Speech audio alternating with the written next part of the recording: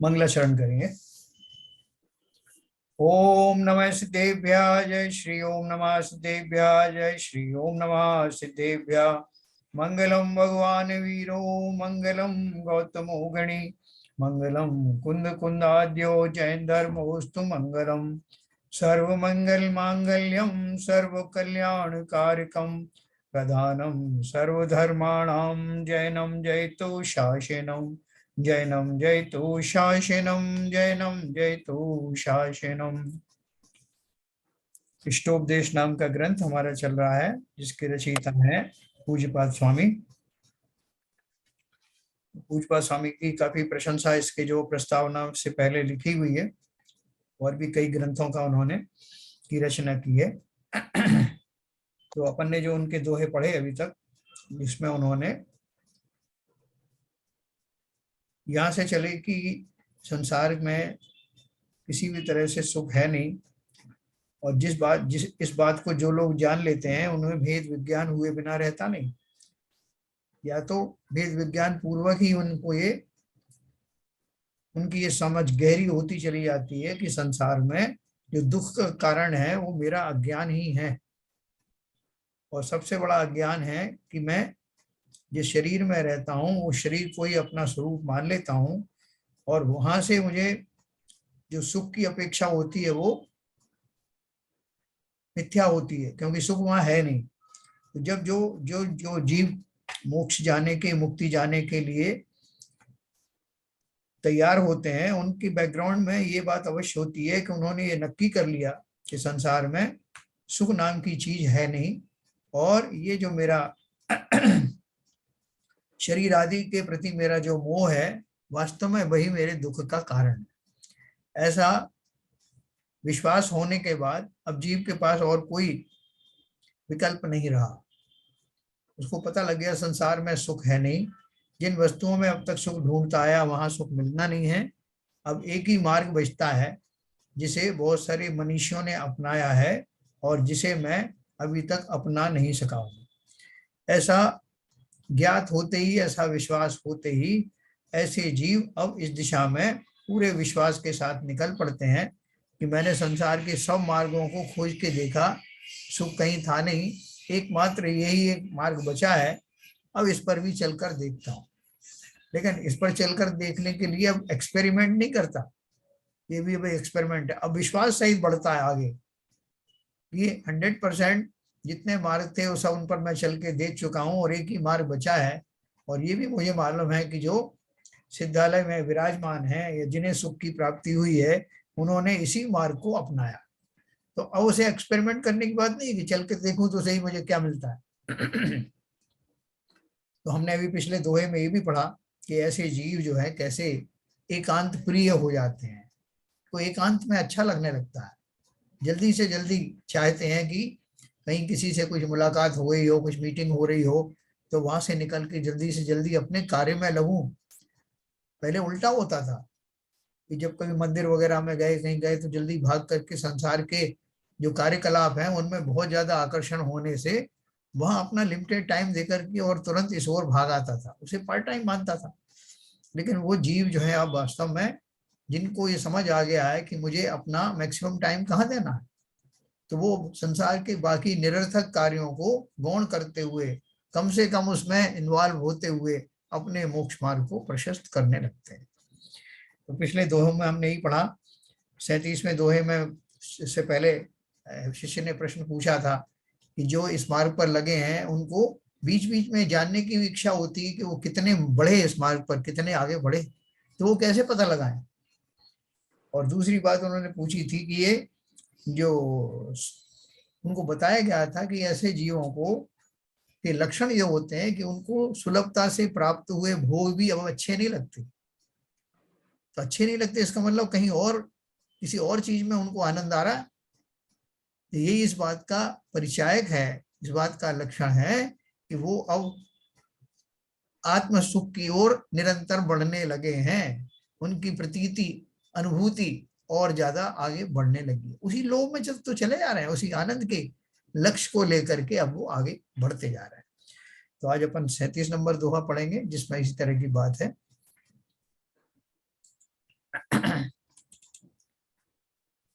आत्मसंवित्ति यानी आत्म अनुभूति की पहचान। यथा यथा समायाति संवित्तौ तत्त्वमुक्तमं तथा तथा नारोचन्ते विषयाः सुलभापि। कल अपन ने कल भी पढ़ा था। ज्यों ज्यों अनुभव में अहो उत्तम तत्व समाये, सुलभ विषय भी जीव को त्यों त्यों नाहि सुहाए। ज्यों ज्यों अनुभूति में उत्तम तत्व आता जाता है, त्यों त्यों सुलभता से प्राप्त हुए भी विषय भोग रुचते नहीं है ना। अभी उसको जो पहले तो ऐसी इच्छा होती थी कि जो भोग नहीं मिले हैं उनके लिए परिश्रम करूं, पुरुषार्थ करूं तो वो मिल जाए, उसमें लगा रहता था। और उनको जो मिलने के बाद में थोड़ा बहुत उसका आनंद ले पाता था, तब तक जो है दूसरे सुख की अभिलाषा में लग जाता था। अभी तो बोल रहे हैं कि उसको अब जो है सहजता से ही प्राप्त हैं सारे सुख। जैसे मैंने आपको सुखमाल मुनि का किस्सा बताया था ना, कि जिनके चारों तरफ महलों के बीच में उनका एक महल अलग से बनाया गया था, और उसमें सुख सुविधाएं इतनी थी कि उन्हें बाहर जाने की कहीं जरूरत नहीं पड़ती थी। यहाँ तक कि उनकी वहीं शादी विवाह हो गए, उनकी रानियां वहीं सेवा कर रही थी। और वो रानियां नए, वो भी स्वयं भी इतने वैभव के धारी थे वो सारे, और राजमाता, कि उन्होंने रानियों के लिए एक कालीन बेचने वाले से, बहुमूल्य कालीन बेचने वाले से कालीन खरीद करके उनकी चप्पल बनवा दी थी सुकमाल जी के रानियों के लिए। लेकिन उनको, सुकमाल जी को तो वो भी चुभती थी। जो चीज राजा अफोर्ड नहीं कर सकता था, वो सेठ के पुत्र और सेठ की जो पत्नी थी, राजमाता जो थी, उन्होंने उतना ज्यादा उनके पास धन वैभव था। तो सारी सुख सुविधाएं सुकमाल मुनि को घर के अंदर ही मौजूद थी। तो जो अभी बात कर रहे हैं ना, कि सहज में ही प्राप्त सुख भी उनको बोझा लगने लगे। भोगने की बात तो दूर है। तो जब जिस समय उनको वैराग्य का जो क्षण आए, प्रसंग आए, तो वो मुनिराज जो जोर जोर से जो देशना दे रहे थे, उनके कान में पड़ते ही उनका समस्त वैभव से मोह भंग हो गया। और रातों रात वो साड़ियों की रस्सी बांध करके खिड़की से उतर के उस महल रूपी कैद खाने से बाहर निकल आए। उन्होंने एक पल भी नहीं सोचा कि मैं जिस मार्ग पर अब जा रहा हूं उस मार्ग पर मैं कभी चला नहीं। इन कोमल शैयाओं पर, कोमल बिस्तरों पर रहते हुए इतने सुकमाल हो गए थे। उनको इसलिए सुकमाल मुनि कहा कि अब वो जैसे ही उनका पैर पड़ा जमीन पर तो पैर खूना खून हो गया। उस कंकर पत्थर से भरी हुई जमीन पर चलकर वो कैसे कैसे वन तक गए, लेकिन उन्हें वो दुख संकट महसूस ही नहीं हुआ, क्योंकि लो लग गई थी अब उससे, जिसको मात्र देशना पूर्वक ही उन्होंने समझ लिया था कि मेरा मार्ग क्या है। संसार के यार ये सारे सुख जिनका मुझे अभ्यस्त बना दिया गया है, ये कार्यकारी नहीं है। इसी भाव को लेके सुकमाल जी महामुनि बन गए। उनके जो है वो पैरों में ऐसे जहां जहां खून निकला था उसको देख करके पूर्व भाव की उनकी जो भाभी थी, वो जो शेई हो गई थी, वो शेई और उनके बच्चे मिलकर के उन्होंने उनके पैरों को खाना शुरू किया था। खूनों की धार लग गई, लेकिन सुकमाल विचलित नहीं हुए। ये किसका कमाल था, कहां से आया वो? इसकी तो अभ्यास ही नहीं किया। तो उन्होंने कि एक बार ऐसा भी होगा कि मुझे वो जंगल में रहना पड़ेगा और ऐसा ऐसे मेरे शरीर के ऊपर आपत्तियां आएंगी, परेशानी आएंगी। इसका तो अभ्यास भी नहीं था ना। लेकिन क्या हुआ कि उनका समस्त उपयोग अपने शरीर से हट करके स्व में चला गया। जो कह रहे हैं ना, ज्यों ज्यों अनुभूति में उत्तम तत्व आता जाता है, त्यों त्यों सुलभता से प्राप्त हुए भी विषय भोग रुचते नहीं है। किसका शरीर, कैसा शरीर? जिस शरीर को इतने कोमल बिस्तरों पे सुलाया, इतना सब किया, वो सब तो कृतज्ञ है। वो कौन से मेरे साथ जाने वाले हैं? ऐसा भाव ज्ञानियों को निरंतर आने लगता है। उनको तो कोई प्रैक्टिस भी नहीं थी ना। पूर्व जन्म के संस्कार उनके पास मौजूद थे, जिन्होंने वो सारे भोगों के प्रति होने वाले अनुराग को क्षणों में छोड़ दिया, काट दिया। जैसे जैसे अनुभूति में शुद्धात्म स्वरूप समाता जाता है, वैसे वैसे आसानी से प्राप्त होने वाले विषय भोग भी ज्ञानी को रुचते नहीं है। तो हमें अपनी दशा का पता होना चाहिए कि क्या उन विषयों में मेरी गृद्धता उतनी ही है या वो निरंतर कम होती चली जा रही है। आचार्य से प्रश्न पूछा ना उसने, ज्ञानियों को अपनी दशा का माप कैसे होता है, उसका बैरोमीटर क्या है कि मैं उस दिशा में बढ़ रहा हूं। तो उन्होंने बताया न केवल अब वो उन विषयों को प्राप्त करने के लिए लालायित होता है, बल्कि जो प्राप्त हो चुके हैं उनको भी भोगने का भाव नहीं आता। ये लक्षण है। तो देखो उन्होंने आगे बताया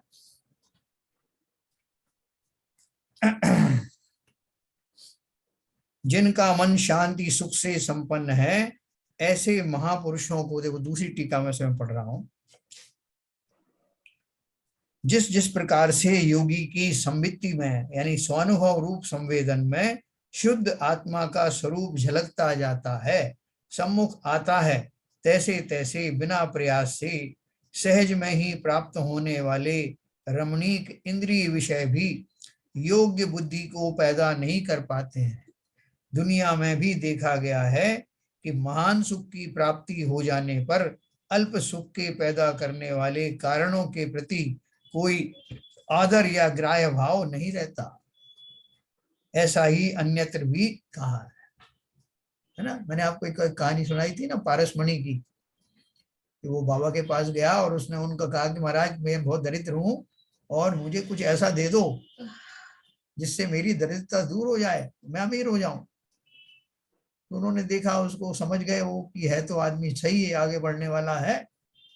तो उन्होंने उसके साथ चांस लिया, उसको कहा भैया ये सामने नदी बह रही है, उसके किनारे के पास में इतने इतनी दूरी पर हाथ डालोगे तो एक पत्थर मिलेगा, वो पारस पत्थर है, उसको लेके जाना, जिस भी लोहे की वस्तु पे लगाओगे वो स्वर्ण बन जाएगा और तुम्हारी दरिद्रता दूर होना तो दूर की बात है, तुम अमीर से अमीर हो जाओ।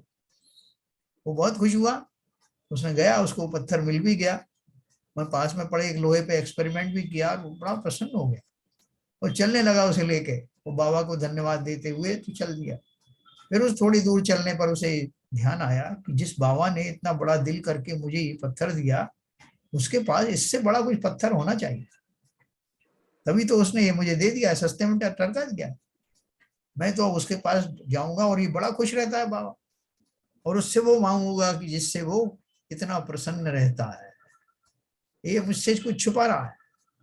तो वापस गया और उससे पूछा बाबा ये पत्थर आपने दे दिया, आपके पास कौन सा पत्थर है?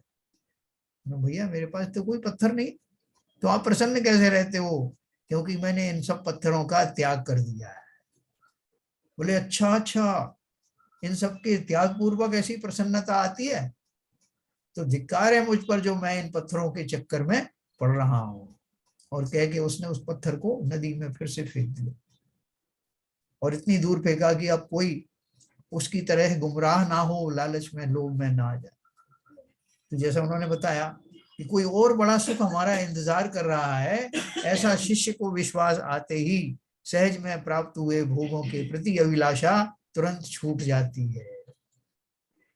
जिनका मन शांति सुख से संपन्न है, ऐसे महापुरुषों को भोजन से भी द्वेष हो जाता है।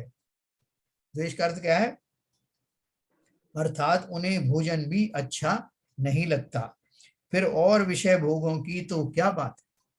अर्थात जिन्हें भोजन भी अच्छा नहीं लगता, उन्हें अन्य विषय भोग क्यों अच्छे लग सकते हैं? अर्थात उन्हें अन्य विषय भोग रुचिकर प्रतीत नहीं हो सकते। हे वत्स, देखो जब मछली के अंगों को जमीन ही जला देने में समर्थ है, तो अग्नि के अंगारों का तो कहना ही क्या, वे तो जला ही देंगे। इसलिए विषयों की अरुचि ही योगी की स्वात्म संवित्ति को प्रकट कर देने वाली है ना। तो बोल रहे हैं कि जिन्हें सहज में प्राप्त हुए भोग भी अरुचिकर लगने लग गए हैं, उनका अंतर क्या टटोलोगे, वो तो सहज में ही उन सबसे विरक्त हो गए हैं। तो अपनी अपनी भूमिका में हम भी देखें कि मेरे अब उन प्राप्त हुए पदार्थों के प्रति कितनी रुचि बची हुई है। अंदर टटोलो, सर्टिफिकेट खुद ही आ जाएगा कि वास्तव में अब मेरा इनसे मोहभंग होता चला जा रहा है। अवश्य मेरे संस्कार अभी ढीले पड़ने में समय लगेगा, लेकिन क्या ट्रिगरिंग ट्रिगरिंग पॉइंट आ गया है क्या। देखो उन्होंने ये 4 पद्य 4 दोहे अपन पढ़ेंगे।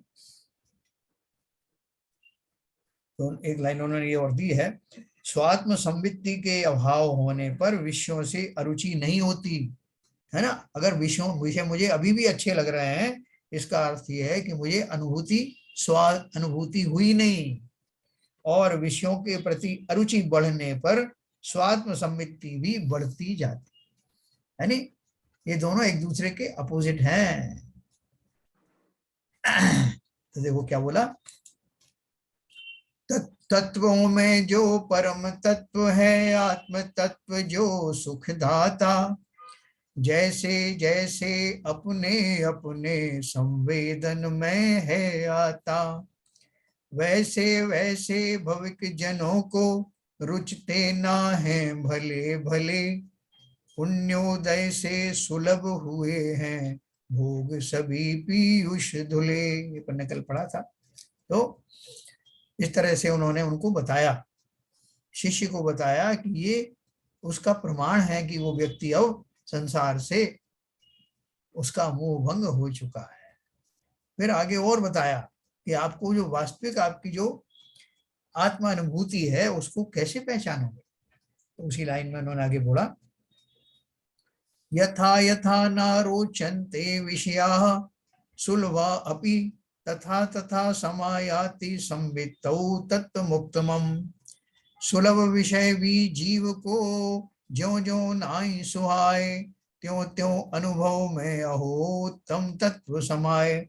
38वें दोहे में भी उन्होंने उसी बात को थोड़ा और आगे बढ़ाया है।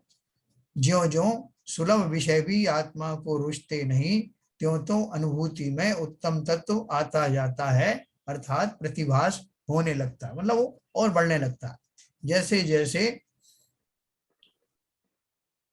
आसानी से भी प्राप्त होने वाले विषय वो ज्ञानी को रुचते नहीं है, वैसे वैसे उसकी अनुभूति में उत्तम तत्व समाता जाता है, अर्थात आत्मानुभूति बढ़ती जाती है ना। और ये सब कैसे मिलता है, ये जो हमें विषय भोग मिले वो कैसे मिलते हैं, पुण्य उदय से मिलते हैं। तो अपन को नहीं लगता कि पुण्य मैंने कमाया है, इसका लाभ तो उठा लूं, संसार से चला ही जाऊंगा। लोग बोलेंगे, ऊपर पूछेंगे मुझसे कि जो पुण्य बनाया था उसका आपने पूरा पूरा फायदा उठाया कि नहीं। तो उनको ना तो उस पुण्य की अब दरकार रही, ना ही पुण्य से प्राप्त किन्हीं भोगों की। छूटना चाहता है अब उन सबसे, उच्च कोटि के पुण्य को भी रखना नहीं चाहता, क्योंकि ये सब आश्रव के भाव हैं, चाहे पाप हो या पुण्य हो। मुक्त होने के लिए एक भी उसका लेश मात्र भी भाव साथ में होगा तो मुक्ति होगी नहीं। इसलिए उन्होंने ये लिखा है इसमें, पुण्योदय से सुलभ हुए हैं भोग सभी पीयूष धुले, जैसे जैसे भविक जनों को रुचते ना है भले भले, वैसे वैसे अपने अपने संवेदन में है आता, तत्वों में जो परम तत्व है आत्म तत्व जो सुखदाता। देखो इससे हमें रोमांच होना चाहिए, जैसे कोई मिठाई खा ली हो, ऐसा मिश्री जैसा घुल जाना चाहिए। भाव आते ही हमको उस तृप्ति का एहसास होना चाहिए कि अभी अभी स्वाद फिर से चखा। आत्मा शब्द आते ही अंदर पूरा रोमांच हो जाना चाहिए। अगला दोहा उन्होंने पूछा कि हे वत्स, स्वात्म सम्मिति के बढ़ने पर क्या क्या बातें होती हैं, किस रूप में परिणति होने लगती है, इत्यादि बातों को सुन। आचार्य ने कहा, तू लक्षण ही पूछ रहा है तो अच्छे से समझ लो। जब आत्मानुभूति होती तो और क्या क्या होता। अनुभूति बढ़ने पर विचार परिणति, विचार कैसे बदलने लगते। निशामयति निशेषम इंद्रजालोपम जगत, स्पृहयत्ता यत्यात्म लाभाय गत्वान्यत्र नुतप्यते। इंद्रजाल सा लख जगत योगी निज रुचि लेत, यदि बाहर हो जाए कभी तो करता मन खेद। जब समस्त संसार इंद्रजाल की तरह दिखाई देने लगता है तब आत्मस्वरूप पाने के लिए अभिलाषा होती है। मन अन्यत्र जाता है तो संतप्त होता है। अब वो क्या हो गया, उसको सारा जगत उसको एक जाल लगने लगा कि कहाँ फंसा हुआ हूँ। चारों तरफ चीख पुकार, अपराध, यहाँ ये हो गया, वहां वो हो गया, सारे लोगों की चीख पुकार उसको सुनाई देती है। संसार में क्या क्या घटित हो रहा है ये देख करके उसका मन विरक्त हो जाता है, वैराग्य से भर जाता है। और तब उसे याद आता है अपना आत्म स्वभाव। आत्म स्वभाव में आते ही उसको लगता है जैसे बहुत बहुत ठंडक मिली हो। उस ठंडक का जो है जब वो अनुभव कर रहा होता है उसी समय फिर से कहीं जैसे याद आ गई संसारी उठापटक की, संसार में होने वाले कोलाहल की, तो वो फिर से दुखी होने लगता है। और तब उसे पश्चाताप होता है कि मैं अच्छा खासा ठंडक में चला गया था, फिर से क्यों जगत की कोलाहल देखने आ गया। देखने आ गया मतलब फिजिकल की बात नहीं है, मानसिक रूप से। तो बोल रहे हैं तब आत्मस्वरूप पाने के लिए अभिलाषा होती है। मन अगर कहीं और जाता है तो संतप्त हो जाता है। हम भी जब पूजन करते करते भक्ति में रहते रहते हमारा मन कहीं और चला जाए तो हमें खेद होना चाहिए कि देखो मैं कैसे भटक गया। इतना सुंदर अभी भगवान का वर्णन आ रहा था, उनके गुणों का वर्णन आ रहा था, मैं स्वयं उसके माध्यम से अपने आत्म स्वरूप में लौटने लगा था और बीच में देखो मेरा मन कहाँ चला गया। तो जो उपयोग चला गया उसको वापस लेके आना और सचेत हो जाना। प्रमादवश में अपने उन्हीं भावों की ओर क्यों लौट रहा हूं। भावार्थ है योगी समस्त संसार को इंद्रजाल की तरह अथिर असार समझकर अपने आत्म स्वरूप को पाने की अभिलाषा करता है। इंद्रजाल के बारे में मैंने आपको बताया था ना, जैसे छोटे मोटे जो जादूगर होते ना, सड़क पे नकली आम बना दिया, कुछ और दिखा दिया, लड़की को मार दिया, उसको जिंदा दिखाया, ऐसे ये तो छोटी मोटी चीजें हैं। ऐसे जो इंद्रजाल होता है बड़े बड़ा रूप में मायामय दृश्य दिखाए जाते हैं। अब भ्रमित हो जाएंगे संसार में क्या क्या और इतने बड़े बड़े दृश्य। तो बोल रहे हैं योगी को समस्त संसार इंद्रजाल की तरह अथिर असार दिखाई देता है और ऐसा जानकर वो आत्मस्वरूप को पाने की अभिलाषा करता है। यदि कभी किसी विषय में उलझ जाए तो पश्चाताप करता है। अपने को तो बहुत रस आता है, भाई साहब आज हमने 4 घंटे गुजारे साहब, तो किस में गुजारे? अरे साहब दुनिया की बहुत सारी बातें थी, लोगों की बहुत सारी समस्याएं थी, वो सब सुलझाई मैंने। फिर वहां गया, उन्होंने बहुत धन्यवाद दिया और लोगों को बहुत सारा लाभ मिला। साहब आप क्या समझते हो कितने घंटे लगाए भाई साहब? बोले मैं 4 से 6 घंटे लगाए। फिर और आगे बोलो आगे और लगाएंगे, है लोगों का दुख निवारण करना ही तो मेरा काम है। अरे तुम क्या दुखों का निवारण कर रहे हो? स्वयं को कितना दुखों में फंसा दिया। तो 4-6 घंटे अगर स्व में लगते तो हमारे पूर्व स्थापित संस्कारों में टोटल फिर बदल हो जाता। 4-6 घंटे किसे कहते हैं? वहां तो नित्यानंद राय बोलते हैं एक घड़ी मत विसरो करो नित्य। मैं 4-6 घंटे लगा दिए किसमें? लौकिक परिभाषा, लौकिक प्रॉब्लम्स को सॉल्व करने में। वो भी मेरी नहीं थी, दूसरों की थी। सोचो भैया, इतना कीमती अनमोल ये मुझे इस पर्याय रूप ये जन्म मिला, उसमें मैंने कहाँ वेस्ट किया, किसमें लगा दिया समय? ये संसार तो कैसा है, कृतघ्न है। इसके लिए जितना करोगे उतना कोई फायदेमंद नहीं है। ऊपर से आपने कि आपको किसी ने धन्यवाद दे दिया, हम फूल के दुगने हो गए, वाह। अरे ऐसे कितने धन्यवाद हमने लिए, हमारा कुछ भला हुआ क्या? बहुत ध्यान रखना, संसार में बहुत कम समय है हमारे पास, इसको यूं ही व्यर्थ मत गमाओ। किसकी परेशानियां दूर करोगे? स्वयं की तो करो। इस संसार में जो इतने गहरे फंसे हुए हो उसके लिए एक एक पल कीमती है। तो वो यही लिखा उन्होंने, यदि कभी किसी विषय विचार में उलझ जाए तो संताप या पश्चाताप करता है। ये ज्ञानियों की निशानी है। देखना हम कहाँ खड़े हैं। अगर हमें अभी भी संसार की समस्याओं को दूर करने में रस आता है तो हमारी दिल्ली अभी बहुत दूर है। स्वयं की प्रॉब्लम तो हमने देखी नहीं कि कैसे मैं स्थिर हो जाऊं, कैसे अपने में समा जाऊं, कैसे जगत मेरे पुराने संस्कारों से मैं लड़ूं, कैसे नियम संयम में बंध जाऊं। वो भाव तो उसके लिए समय नहीं। सारे संसार की समस्याएं दूर करता हूँ, मुझे अच्छा लगता है, इसका मतलब संसार में ही रहना चाहता हूँ। देखो दिया पद्यानुवाद में, इंद्रजाल सम स्वभाव वाला पल पल पलटन शीला है।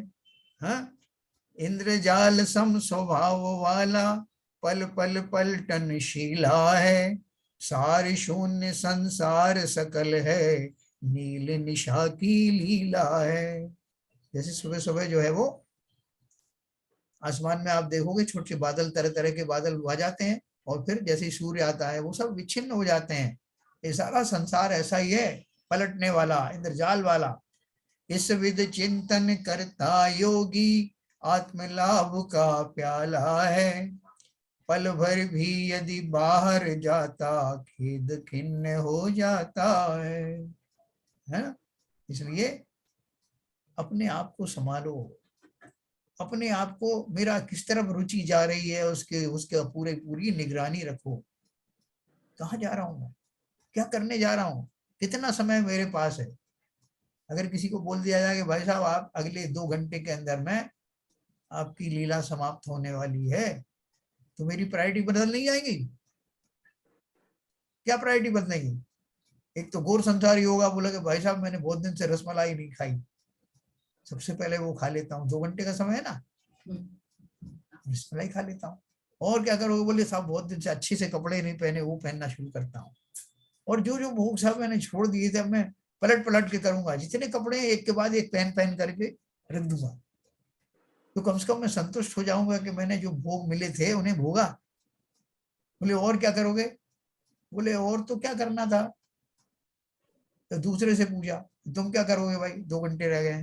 बोले साहब मैं क्या करूंगा, सबके कर्जे वापस कर दूंगा जिन जिन से लिए हैं, और वो सबसे माफी मांगने लगूंगा, सबसे कहूंगा भाई मैंने आपको क्षमा किया, आप भी मुझे क्षमा करो, सब निकल चलूंगा 2 घंटे में। और उसे तीव्र पश्चाताप होगा कि मैंने किस किस के साथ क्या क्या किया है, वो दृश्य उसके सामने आ जाए।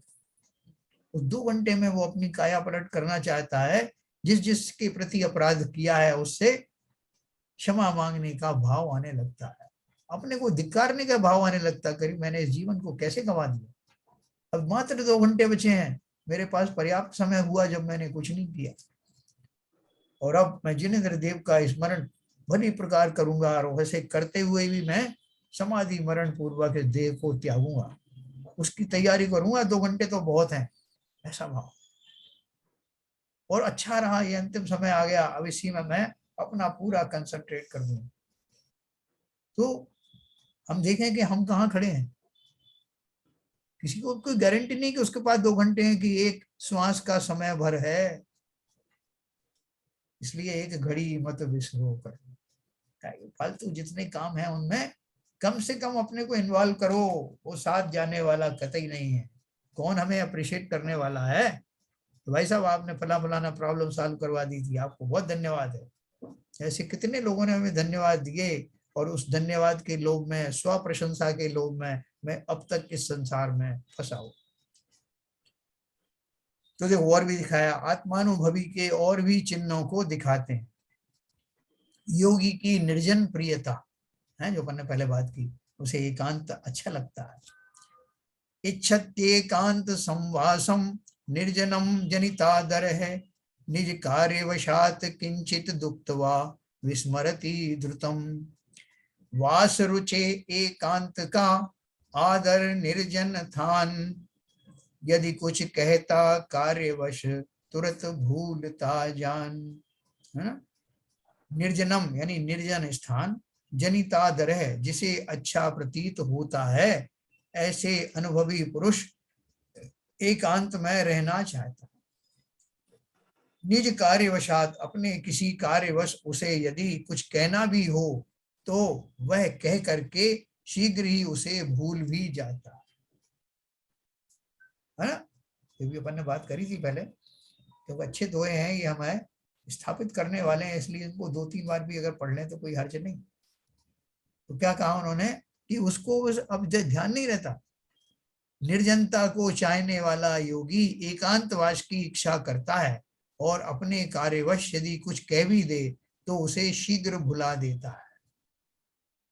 मतलब क्या कि जैसे मुझे किसी चीज की इच्छा हुई तो इसमें एक वो उनका न्यूटन का उदाहरण आता ना। न्यूटन जब एक एक्सपेरिमेंट कर रहे थे तो इतना एक्सपेरिमेंट में खो जाते थे कि उनको यही भूख प्यास का ही ध्यान नहीं रहता। तो उन्होंने एक बार अपने किसी मित्र को भोजन पे बुलाया, बहुत क्लोज मित्र था कि यार तुम आज हमारे साथ भोजन कर। तो उनका भोजन बनाने वाले कोई आती थी, उसने जो है वो उन्होंने कहना भूल गए उससे कि मेरा मित्र भी आने वाला है। तो उसने अपना नॉर्मल ढंग से जो है एक थाली बना करके रख दी। न्यूटन जी जब अपने, कौन बात कर रहा है भाई, थोड़ा म्यूट कर लो। तो न्यूटन जी को जब थोड़ा सा अवकाश मिला तो उन्होंने सोचा भोजन कर लिया जाए। इस बीच में उनका जो मित्र था वो सही टाइम पे आया, उसने देखा कि ये तो अपने काम में लगे हुए हैं और इनको कोई होश नहीं है। तो वो एक थाली रखी जो उन्होंने उसको पूरी तरह से निपटा करके वो चल दिए और उसको वैसे ही ढक दिया थाली। अब जो न्यूटन जी जब उससे एक्सपेरिमेंट से थोड़ा सा उनको रिलैक्स हुए तो उन्होंने सोचा भोजन कर लेते हैं। तो भोजन की थाली देखी तो उसमें सब समाप्त हुआ पड़ा था। तो उन्होंने सोचा एक पल के लिए, अरे मैं भी कैसा भुलक्कड़ हूँ, भोजन कर लिया और याद भी नहीं है कि भोजन किया। मतलब ये स्थिति कैसे आई? क्योंकि इतने इन्वॉल्व थे वो अपने काम में कि उनको यही पता नहीं था कि मैंने भोजन किया कि नहीं। यहाँ वो यही लक्षण बता रहे हैं, निर्जनता को चाहने वाला योगी एकांतवास की इच्छा करता है और अपने कार्यवश यदि कुछ कह भी दे तो उसे शीघ्र भुला देता है। तो जब मैंने आपको कहा था क्या फला चीज लाने के लिए, कह दिया एक बार, उसके बाद उसको फॉलो अप भी नहीं किया। अपन तो कितना फॉलो अप करते हैं भाई साहब, और हमें तो वो भी याद रहता है कि किसने हमें क्या कहा था, किसने मेरे साथ फला फला इतने साल पहले क्या कहा था, और हम उसका दम्भ भरते हैं। भाई साहब मेरी मेमोरी आज भी बहुत अच्छी है, मुझे पूरा याद है फला आदमी ने मुझे यहाँ खड़े होकर गाली दी थी, इनके आदमी ने मेरे से ऐसे ऐसे शब्द किए थे। बोले और वो उस आदमी ने आपका भला भी तो किया था। बोले वो मुझे याद नहीं। क्या याद करता हूं मैं? क्या ये मेरे सज्जनता की निशानी है? तो इसलिए उन्होंने कहा कि वो अगर कुछ कहता भी है तो भूल जाता है, क्योंकि अब उसका काम दूसरा है, उसका व्यापार अपने अंदर चल रहा है, बाह्य व्यापार से पूरी तरह से अब वो डिटैच हो गया। जन मन तन रंजन में जिसको किसी भांति ना रस आता, अतः सदा एकांत चाहता मुनि बन बन में बस जाता। कल भी अपन ने पढ़ा था ये। अतः सदा एकांत चाहता मुनि बन वन में बस जाता, निजी कार्यवश कभी किसी से कुछ कहना हो कहता है, कहकर भी झट विस्मृत करता अपने पन में रहता है। ये स्थिति हमारी आएगी कि नहीं आएगी, कब आएगी, और क्या हम इसे अच्छा मानते हैं? मतलब आप तो भुलक्कड़ बनाने पे लगे हुए हमको हैं, ये तो हमारे स्वभाव के विपरीत है। या कुछ कहेंगे, कुछ लोग कहेंगे साहब ये आपने अच्छा बता दिया, मैं पहले से ही बहुत भुलक्कड़ था, आपकी बात सुन करके अब मैं खुलेआम भुलक्कड़पना दिखाऊंगा अपना, कह दूंगा सबको साहब वो शास्त्रों में लिखा है कि भुलक्कड़ बना रहना अच्छा है। अरे शास्त्रों में क्या लिखा है उसका भाव तो समझो, उसे अपने स्वभाव में कितना बड़ा है, कितना आगे जा रहा है, मेरे क्या गुण हैं, जिनेंद्र के क्या गुण हैं, वो भूला क्या? जो विस्मृत होने वाली बातें हैं उन्हें विस्मृत किया है, जो याद रखने वाली बातें हैं वो तो और गहराई से याद आने लगी। ये फर्क हो गया। देखो यहाँ भी इन्होंने लिखा है 40 नंबर का दोहा, जिसने आत्मस्वरूप निर्जनता को चाहने वाला योगी एकांतवास की इच्छा करता है और निज कार्य के वश से कुछ कहे भी तो उसे जल्दी भुला देता है। लोगों के मनोरंजन करने वाले चमत्कारी मंत्र तंत्र आदि के प्रयोग करने की वार्ताएं ना हुआ करें, इसके लिए अर्थात अपने मतलब से लाभ अलाभ आदि के प्रश्न पूछने के लिए आने वाले लोगों को मना करने के लिए किया है प्रयत्न जिसने, ऐसा योगी स्वभाव से ही जनशून्य पहाड़ों की गुहा कंदरा आदि गांवों में गुरुओं के साथ रहना चाहता। ध्यान करने से लोक चमत्कारी बहुत से विश्वास व अतिशय हो जाया करते हैं। देखो क्या लिखा, गुरु से उपदेश पाकर हमेशा अच्छी तरह अभ्यास करते रहने वाला धारणाओं में श्रेष्ठता प्राप्त हो जाने से ध्यान के अतिशयों को भी देखने लग जाता। अपने शरीर के लिए अवश्य करने योग्य जो भोजन आदि उसके वश से कुछ थोड़ा सा श्रावक आदिकों से अहो देखो इस प्रकार ऐसा करना और ऐसा इत्यादि कहकर उसी क्षण भूल जाता है। भगवान क्या कह रहे हैं, ऐसा श्रावक आदिकों के द्वारा पूछे जाने पर योगी कुछ भी जवाब नहीं देता। देखो जो निरंतर तप करते हैं, घोरम तपो घोर पराक्रमस्था, उनको उस तप के प्रभाव से ऐसी रिद्धियां शक्तियां प्राप्त हो जाती हैं कि वो बहुत सारे जीवों का भूत भविष्य भी बताने का सामर्थ्य रखने लगते हैं। अब जिन्हें मालूम पड़ जाए कि महाराज के पास रिद्धियां सिद्धियां हैं तो बहुत सारे लोग चले आएंगे, पूछ के आते हैं महाराज से, साहब वो मेरे परिवार में सुख शांति कब आएगी, मेरी बहू कब आएगी, मेरा बेटा को जॉब कब मिलेगा, तो सब पूछने के लिए लोग आने लगेंगे। तो इस भय से कि वो मैं इसमें फंस ना जाऊं, वो तुरंत पलायन करते हैं। तो विहार करते हैं मुनिराज, बार बार क्यों करते हैं, और चाहते हैं कि मैं से एकांत कंदराओं में ध्यान करूं जहां इस तरह के पूछने वालों की विघ्न बाधाएं ना आए। उन्होंने कोई अपने को फेमस थोड़ी होना कि हाँ यार तुम्हारा ही बता दूंगा मैं, तुम भी याद रखोगे कि फला गुरु गाए थे। वो स्वयं दूसरे गुरुओं के साथ या एकांत में विचरण करके इन सब बातों से निष्प्रय रहना चाहते हैं। अब वो कभी आहार के लिए आए तो श्रावकों ने आहार दिया, अब थोड़ी देर वहां बैठे, पीछी पीछी उनको वापस प्रदान की गई। उस समय बहुत सारे लोग उनसे उपदेश सुनने की आकांक्षा करते, उपदेश देने के उनको भी उस टाइम थोड़ा सा भाव आया, उन्होंने किसी को संबोधन किया कि भैया ये मत करो वो मत करो, तुम्हारे लिए क्या अच्छा है, ऐसा कह करके वो जाने लगे।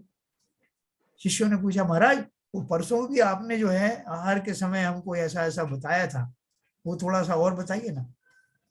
बोले मैंने बताया था, क्या बताया था, मुझे याद नहीं। वो क्या बोल रहे हैं यहाँ पर कि जब ये दशा प्राप्त होती है तो उस दशा को वो, क्योंकि उनका मेन काम तो स्व को याद रखना है ना, इसलिए ऐसी बातों को भी भूल जाते हैं। दूसरों का उपकार स्वतः हो जाता है, उसका भी उन्हें संज्ञान नहीं लेते। ऐसा जब आपको एकाकीपन का अभ्यास होने लगे, बार बार मन जाने लगे कि अब कब एकांत में आऊं और कब मैं अपने उसमें चिर परिचित ध्यानस्थ अवस्था में लग जाऊं, ऐसा भाव आने लगे, अर्थात एकाकीपन से जब आपकी प्रीति बढ़ने लगे तो समझ लेना कि मैं सच्चे मार्ग पर चल रहा हूं। लक्षण बता रहे हैं ना, तो ये उन्होंने बताया 40 नंबर में। 41 नंबर देखेंगे।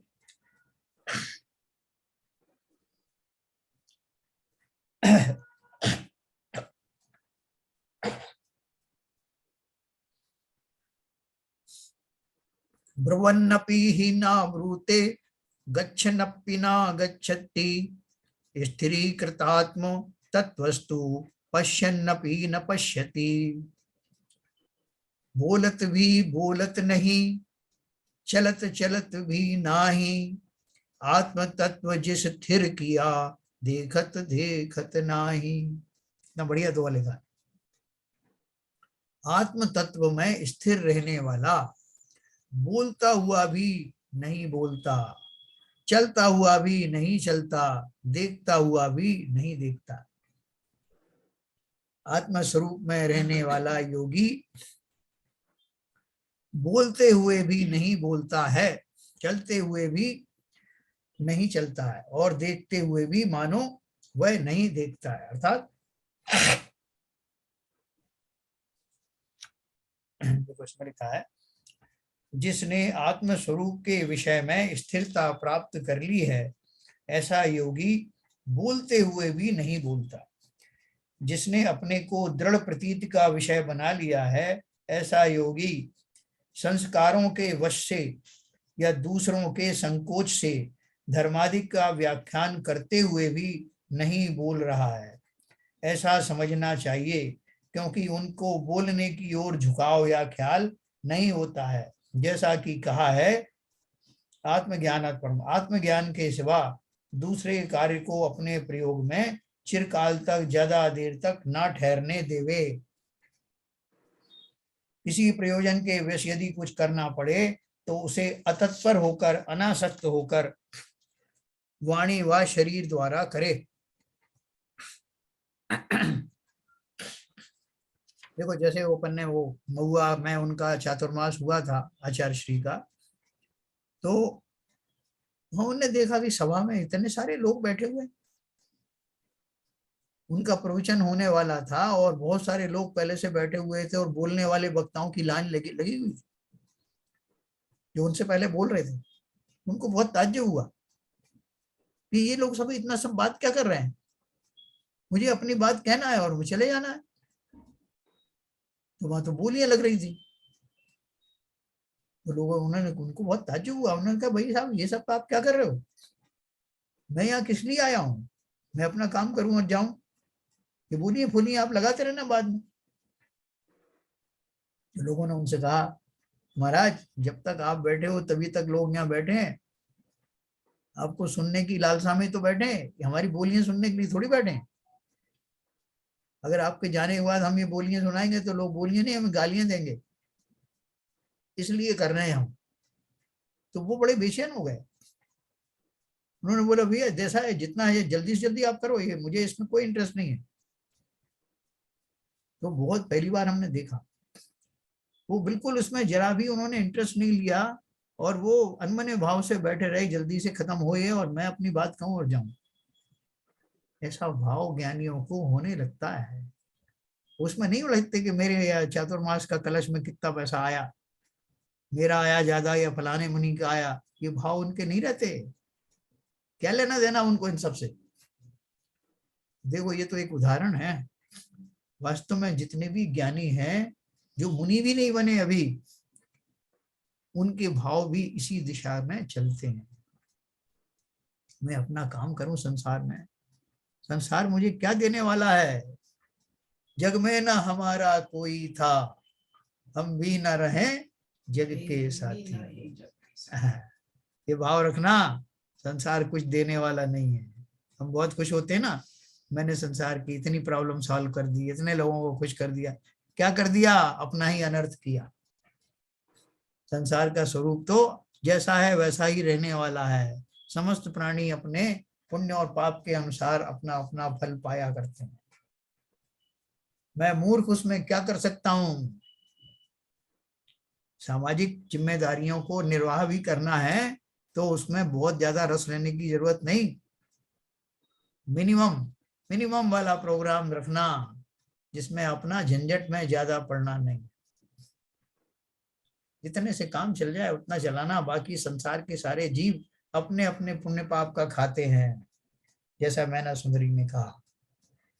तो देखो 4 लाइन में उन्होंने क्या कहा, यद्यपि बोलते हुए दिखते तदपि बोलते कभी नहीं, चलते जाते हुए दिखते फिर भी चलते कभी नहीं। चलने का भाव नहीं आता, चले जा रहे हैं फिर भी। खोए हुए हैं, अपन खोए हुए होंगे तो लोग अपन को 10 गालियां देंगे, महाराज जहां जा रहे हो देखो तो सही कहां जा रहे हो। आत्म तत्व थिर जिनका उनकी जाति महिमा कहीं नहीं, उनकी महिमा कहीं नहीं जाती, कह नहीं सकते। दृश्य देखते हुए दिखते किंतु देखते कभी नहीं। चारों तरफ प्रकृति की छटा बिखरी हुई है, वो चारों तरफ निहार रहे हैं, तो एक कवि महोदय साथ में चल रहे हैं, वो कहेंगे महाराज आज तो आपने इतना बढ़िया दृश्य देखा, अवश्य आपके मन में कुछ कविता लिखने का भाव आ रहा होगा जैसा मुझे आ रहा है।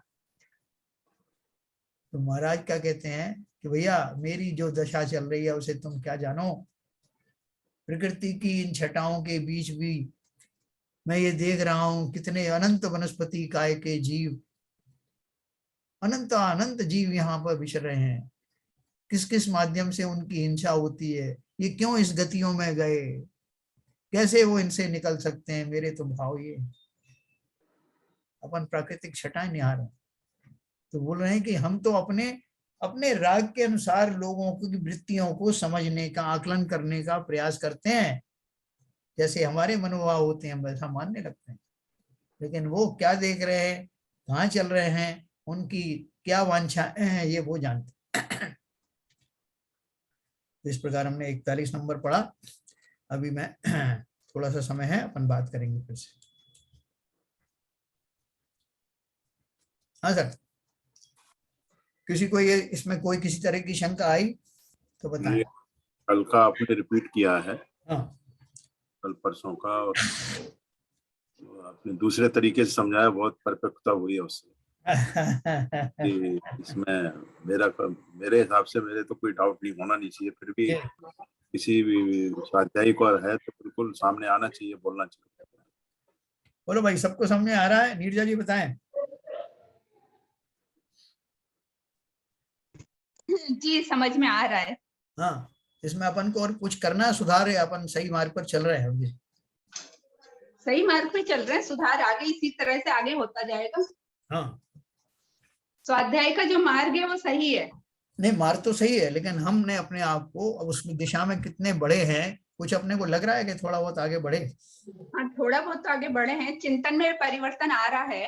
हाँ, तो इसका मतलब है कि उस दिशा में पढ़ तो रहे हैं। क्या हरभजन साहब? बस यही है सर। संसार के कामों को तो अगर निपटा। ज्ञानी हो जाए जी, हाँ, कम से कम उसका एक इंडिकेटर है कि उसको जो संसार के कार्य उसमें रुचि कम हो जाती है। हाँ, यही एक इंडिकेटर है। और संसार के कामों में अपन रुचि नहीं लेंगे तो फिर कौन लेगा? संसार कैसे चलेगा? संसार को आप चलाने वाले नहीं है सर। जी, संसार को चल रहा है अपने आप, किसी ने ठेका नहीं ले रखा। हाँ, ये हमारी गलतफहमी है कि हम इसको चला रहे हैं। लेकिन फिर भी जहां तक संभव हो, एक जिस तो यही है कि कुछ जो भी हो अरुचि पूर्वक संसार का काम हो तो ज्यादा अच्छा है। बराबर। बहुत बढ़िया। मतलब अगर आप अवॉइड नहीं कर सकते कुछ काम, आपकी जो आपकी भूमिका में आते ही हैं, जिम्मेदारी में आते हैं, आपको करना ही पड़ता है तो करो, लेकिन बहुत इंटरेस्ट नहीं लेने का उसमें, ज्यादा अंदर घुसने का नहीं है। क्योंकि अंदर घुसने के लिए आपके पास दूसरी सामग्री है ना, बहुत, उसमें घुसो। तो मेरे ख्याल से सबको समझ में आ रहा होगा। संजय प्रकाश जी, क्या आपका क्या मन बना, कुछ आगे बढ़े अपन? ये सब समझ में आ रहा है सर। हाँ, समझ में आ रहा है। जितना जितना जितना ये जो ज्ञानियों की बात चल रही है, जितने आगे वो बढ़ गए हैं, जी जी, उतने आगे अपन बढ़ सकते हैं क्या? बढ़ सकते हैं सर। बस थोड़ा सा वही इम्प्लीमेंट थोड़ा सा शुरू करना पड़ेगा। उसे हल्का हल्का तो आता ही, जैसे जो करते हैं अपन दिमाग तो जाता है अपना, क्या सही है क्या गलत है, या चलो ये मजबूरी में कर रहे हैं। मतलब जितना आपने बताया, जैसे आदत वही डालनी पड़ेगी, उसमें मन नहीं लगे बहुत ज्यादा। अभी तो अपन क्रियाओं से मुक्त नहीं हो सकते हैं, लेकिन इन्वॉल्वमेंट ना हो, इन्वॉल्वमेंट कम हो सकता। बट ये हो सकता है क्या बिना इन्वॉल्व हुए? हम हो सकता है, हो सकता है सर। तो लोग तो कहेंगे थोड़ा रुचि लो भैया, अपने परिवार में भी थोड़ी रुचि लो, लोगों की प्रॉब्लम सॉल्व करो, आप तो अपने में लगे रहते हो, तो काय के लिए रह रहे हो यहाँ गृहस्थी में? छोड़ दो या तो गृहस्थी। बोलते तो है सर, ऐसा बोलते हैं ना, बिल्कुल बोलते हैं सर। अब उसका ढंग से जवाब नहीं दे पाते, वही चीज है। तो उसका कैसे रिजॉल्वमेंट करें, ये कोई बताओ, ज्ञानी बताओ।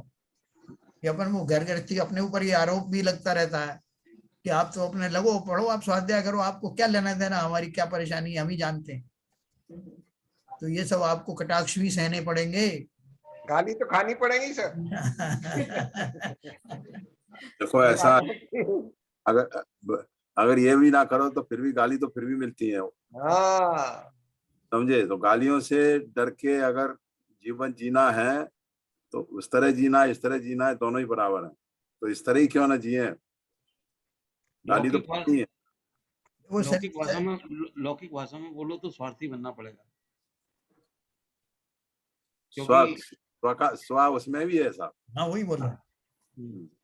तो स्वार्थी मतलब कहने का मतलब ये स्वार्थी वो जो लौकिक स्वार्थी नहीं, मतलब जैसे आज जो बात कही जा रही है कि अपने को जो समय निकालना है वो जब ही निकलेगा यदि संसार के कल्याण में लगे रहे तो अपने लिए कहाँ समय है, या संसार को खुश करने में लगे रहे। और संसार को खुश करना बोले तो बेसिकली अपने को ही खुश करना होता है एक तरीके से। सही कह रहे हो आप। 4-4, 6-6 घंटे अगर हम जो है संसार की समस्याओं को सॉल्व करने में लगा रहे हैं, इसका मतलब ही ये है कि हमारा स्व में ज्यादा इंटरेस्ट नहीं है। और यदि एक व्हाट्सएप पे मैसेज आ गया, कुछ किसी ने गलत लिख दिया तो कई परिवारों में खलबली मच जाती है। और उस पर फिर जो लंबे लंबे राइटअप आते हैं उसको पढ़ पढ़ के और वो विद्वेष होता है। तो वास्तव में उससे बचना है तो व्हाट्सएप बंद ही करना पड़ेगा। ये मत हुआ करो। आवाज आ रही गौरव जी आपके यहाँ से? अच्छा, सरिता जी भी कुछ कहना चाहती हैं शायद, भोपाल में कुछ हलचल हो रही ज्यादा। सरिता जी कैसा लग रहा है आपको? तो कुछ भी नहीं, अच्छा लग रहा है। पर हमें ना ऐसा कोई रोकता नहीं है कि तुम स्वाध्याय कर रही हो, बल्कि मेरे को ध्यान और बोलते हैं अच्छा तुम्हारे स्वाध्याय का समय हो गया, खुद ना करे पर मेरे को नहीं रोकता कोई। बहुत बढ़िया, बहुत बढ़िया। ये एक अच्छा इंडिकेशन है। सुकमाल मुनि को तो उनकी माताजी ने रोक दिया था, लेकिन हमें ये सब सुविधा मिल रही है, इसका भरपूर लाभ उठाना चाहिए। नहीं, इसका एक मजाकिया वो भी है। जो सरिता जी ने बोला स्वाध्याय में जाके बिजी हो जाओ, बहुत डिस्टर्ब करते रहते हो।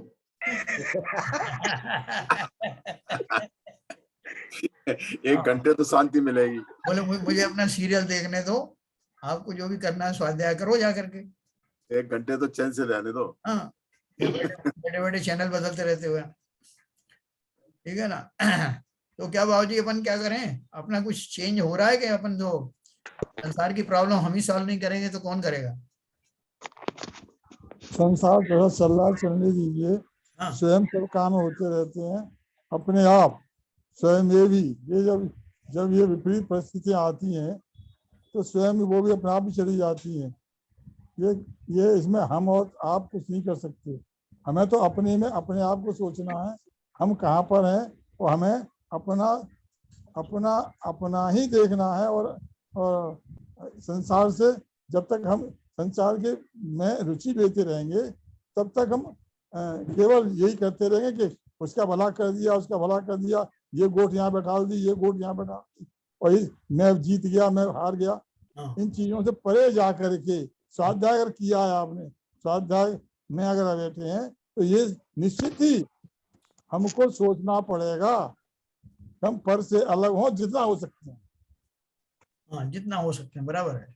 क्या पदमचंद जी, अगर अपन ज्यादा अपने में लग जाएंगे तो बहू बेटे रोटियां नहीं देंगे फिर? नहीं साहब, ऐसी बात नहीं है। हर एक के परिस्थिति पे डिपेंड करता है। अगर आप इसमें लगे हैं तो स्वाध्याय में लगे हैं तो सब आपको सपोर्ट करते हैं, ऐसी बात नहीं। बहुत बढ़िया। देखो, ये तो हमारा जो पॉजिटिव चीज है, जो पुण्य हमने वास्तव में जो अर्जित किया है, उसके फलस्वरूप हमें हमारे आसपास के लोग भी ऐसे मिले हैं जो हमको उसमें सपोर्ट करते हैं। स्थितियां ऐसी बन रही है, बड़ा पुण्य का। अपन तो उन लोगों की बात करें जो विपरीत परिस्थितियों में, अभी मैंने सुकमाल की बात करी, जिन्हें सब लोग रोक रहे थे स्वाध्याय में जाने से, तपस्शरण में जाने से, उसके बावजूद भी वो उस तरफ गए। इतनी तीव्र उनकी अभिलाषा, रुचि थी। लेकिन हमको तो यही बहुत काफी है कि हमारे आसपास जो लोग हैं वो हमारे इस मार्ग में सहायक हैं। तो मैं आपको एक बात बोलना चाहता हूँ कि जो स्वाध्याय से वही लोग जुड़ पाए जो वास्तव में अकेलापन रहना चाहते हैं और रहते हैं, जो वास्तव में लोगों के साथ लगे हुए हैं, पार्टियों में लगे हुए हैं, या मिलने मिलाने में लगे हुए हैं, या मान सम्मान में लगे हुए हैं, या दिखावे में लगे हुए हैं, वो नहीं रोक सकते। बराबर। सैटरडे संडे को 1 घंटे घर पे बैठ के आपको रुकना है तो आपको काफी सामाजिक कार्यों से पीछे हटना पड़ता है। ये इतना संभव नहीं है। तो क्योंकि आपको जाना ही पड़ता है या कोई आपके घर आता ही है। यदि किसी को ये मालूम पड़ जाए कि 8 बजे के 9 बजे के बाद जाना है इनके घर, या इनको कोई काम करना है तो 9 बजे के बाद इनको बुलाना है, तो 9 बजे के बाद तो ज़्यादातर अपने यहाँ कोई रहता नहीं है काम। सब जो पार्टी-वार्टी होती है, सब पहले ही हो जाती हैं। तो ये एक तरीके से स्वाध्याय जो एक ऐसा साधन बन गया है, वो ही कर सकते हैं जो वास्तव में स्वाध्याय करना चाहते हैं। ये हमारे बचाव का साधन बन गया। नहीं सर, जो शैलेंद्र जी कह रहे हैं उसमें एक बहुत ही सार्थक है कि 8 बजे का 9 बजे का टाइम ऐसा टाइम है, ये बहुत ही क्रूशियल टाइम है, और उससे आइसोलेट होके आपकी सारी सोशल एक्टिविटी खत्म हो जाती है, और ये करना बहुत आसान नहीं है। उन्होंने जो आज बात कही है बहुत ही, उसके अंदर बहुत ही गूढ़ छिपा हुआ है, उसमें सारी सोशल एक्टिविटी खत्म हो जाती हैं। तो ये इतना आसान नहीं है, और आपको भांत-भांत के लोगों से, भांत-भांत के अपने जो सर्किल बने हुए हैं उनसे अलग होना, ये बहुत ही मुश्किल का काम। ये 1 दिन हो, 2 दिन हो, महीने हो, 4 महीने हो, हम तो 2.5 साल से इसको प्रैक्टिस कर रहे हैं सब लोग। इस बात का अफसोस नहीं होता कि हम समाज से बाहर हो गए? अरे अफसोस होता तो हम आते ही नहीं, रहते नहीं इसमें कंटिन्यू। हमें तो इसमें आनंद आता है। देखो आपकी बात नहीं कर रहे हैं, विपुल जी से जितने भी लोग यंग लोगों से पूछते हैं। विपुल जी, आपको लगता है ऐसा सोसाइटी से आप अलग होते जा रहे हो? आपको बाकी लोग आपको कंप्लेंट नहीं करते इस बात की? नहीं सर, कंप्लेन तो कुछ नहीं है, और बल्कि जो लोग देखते हैं, मुझे तो जितने लोगों ने देखा वो अप्रिशिएट ही करते हैं। वो तो बल्कि ये बोलते हैं कि आप जुड़ पा रहे हो। पर ऐसा नहीं है कि मैं स्किप नहीं करता, कभी कभी मैं स्किप करता भी हूँ और जाता भी हूँ, ऐसा नहीं है कि, लेकिन वही है कि मन तो यहीं पे रहता है। मन तो लगता है कि अगर किसी दिन स्किप हो गया तो फिर उस दिन रिकॉर्डिंग सुनते हैं, और लेकिन ऐसा नहीं है कि जो लोग नहीं जुड़ पा रहे वो लोग हमसे बेहतर नहीं है। कभी कभी कुछ लोग मैं जानता हूँ वो हमसे भी अच्छे हैं इन टर्म्स ऑफ जो उनका जीवन है या जिस हिसाब से उनकी कक्षाएं हैं, वो मन है। सिर्फ वो जुड़ नहीं पा रहे हैं क्योंकि उनके कुछ और कमिटमेंट्स हैं। तो कोई ऐसा जरूरी नहीं है कि जो लोग जुड़ रहे हैं वो ही बहुत आगे बढ़ रहे हैं। वो भी हो सकते हैं, जो नहीं जुड़ रहे हैं वो भी हो सकते हैं। ये तो भावों का खेल है। उनके पूर्व संस्कार जो है उनके प्रबल होंगे, तो जिसके वजह से उनके साथ ये हो रहा है। लेकिन मेरे को तो काफी लोग अप्रिशिएट करते हैं कि आप जुड़ पा रहे हो, तो मतलब ऐसा नहीं है कि वो कुछ ताना मारते हैं या कुछ ऐसा बोलते हैं, वो सब लोग अप्रिशिएट करते हैं। एक काम करना, एक चीज है, विपुल जी ने जो कहा ये बिल्कुल सत्य कहा है। ये इंडिकेटर या कोई मापदंड नहीं है कि जो स्वाध्याय से जुड़े हुए हैं वो एक कोई बेटर कैटेगरी है। हमसे भी जुड़े हुए हैं, हमसे भी ज्यादा भावों में हमसे उच्च हो सकते हैं जो नहीं जुड़े हुए हैं।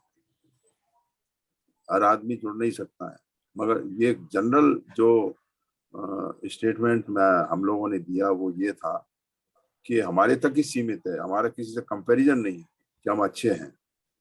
हमारे भाव अच्छे हो रहे हैं और हम इसको कर पा रहे हैं, ये बहुत मुश्किल का काम है। बराबर, सही बात है। और ये बात भी सही है, विपुल जी ने कहा कि जो लोग बिल्कुल आपके निष्पक्ष भाव के, आपके स्नेही हैं, प्रेमी हैं, वो आपको अप्रिशिएट ही करेंगे। कोई इसको ये नहीं कहेगा, जैसे कह रहे हैं ना लोग अप्रिशिएट ही करते हैं कि मैं इसमें जुड़ा हुआ हूँ, तो वो अप्रिशिएट ही करेंगे। वो वास्तव में आपके हितैषी हैं, आपके स्नेही हैं।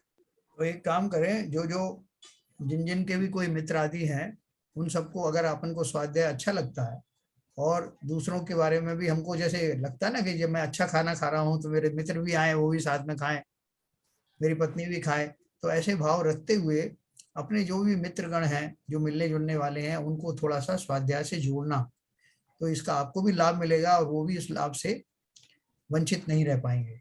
वो तो करते ही है साहब, तो करते हैं। हर आदमी का प्रयास रहता है, अब डिपेंड करता है किसकी क्या मजबूरी है, तो करते ही। चलिए साहब, तो अच्छा है, हम इस दिशा में थोड़ा आगे बढ़ रहे हैं रोज। इसका अपन ने अभी एनालिसिस किया, समरी किया। और रजत, तुमको कुछ फायदा हुआ है क्या अभी तक स्वाध्याय कभी कभी बीच में आके सुन जाते हो, इससे कुछ एनर्जी मिल जाती थोड़ी बहुत? नहीं बिल्कुल अच्छा लगता है, अच्छा तो लगता है सब, क्योंकि जहां से भी शुरू करो समझ में आने लगता है।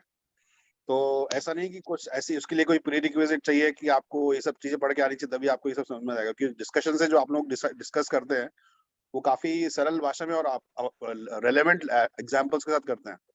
तो कभी भी जब भी मुझे टाइम मिलता है, जैसे सैटरडे संडे को, तो ऐसा नहीं लगता कि मैंने कुछ मेजर कुछ छूट वो किया है और या फिर कुछ मेजर फंडा में मिस कर गया। तो वो बहुत अच्छा है, आप लोग का बहुत अच्छा डिस्कशन होता है एकदम सिंपल लैंग्वेज में। मतलब ऐसा तो नहीं लगता कि चलो आज कुछ काम नहीं करने को, चलो स्वाध्याय देखते हैं क्या हो रहा है? नहीं, नॉर्मली क्या ये मेरा एक्सरसाइज के टाइम रहता है, तो मैं ये आपका प्रवचन लगा के और अपना ट्रेडमिल और वो सब करता रहता हूँ, तो समझ में भी आता रहता है और अपना काम भी हो जाता है। कान खुल जाते हैं। नहीं, दूसरी बात ये है जैन साहब, भले ही स्वाध्याय में नहीं आते, जीन्स आपके हैं तो वो अपने आप कुछ चीजें तो वैसे ही पहुंच जाती है। चलिए, और यहाँ पे सैटरडे संडे को यहाँ पे भी होता रहता है कुछ ना कुछ। तो फ्राइडे को मैं मंदिर जाता हूँ, हर फ्राइडे को प्रक्षाल करने। संडे को यहाँ पे हमेशा इवेंट्स होते रहते हैं, तो हम लोग आपस में भी डिस्कशन करते हैं धर्म के रिलेटेड। तो अच्छा है, बहुत बढ़िया है। ज्यादातर धर्म विदेशों में जा रहा है, ये भी अच्छी बात है। तो चलिए जिनवाणी स्तुति करेंगे। आज नहीं आए ना शायद जी।